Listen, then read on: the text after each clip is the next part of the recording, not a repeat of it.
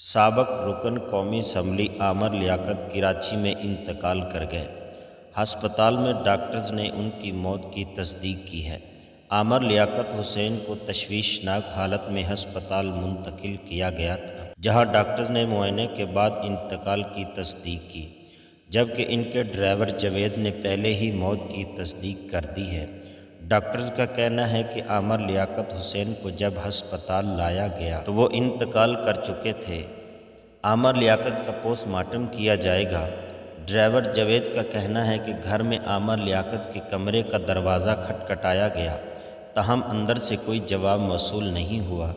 عامر لیاقت حسین اپنے آبائی گھر خداداد کالونی میں موجود تھے۔ گھر پر موجود ملازمین دروازہ کھول کر اندر گئے تو وہ بے ہوش حالت میں بستر پر موجود تھے، جس کے فوری بعد انہیں ہسپتال منتقل کیا گیا۔ عامر لیاقت کے ڈرائیور جاوید نے 15 پر عامر لیاقت کی طبیعت کے حوالے سے اطلاع دی تھی۔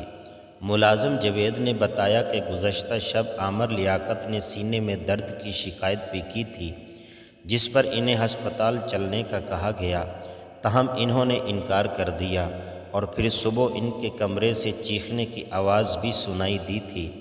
دوسری جانب عامر لیاقت کے انتقال کے باعث قومی اسمبلی کا اجلاس کل شام 5 بجے تک ملتوی کر دیا گیا ہے۔ بتایا جاتا ہے کہ ڈاکٹر عامر لیاقت نے آخری وقت وصیت کی کہ میرا جنازہ امیر محترم تحریک لبیک یا رسول اللہ کے امیر حافظ سعد حسین رضوی پڑھائیں۔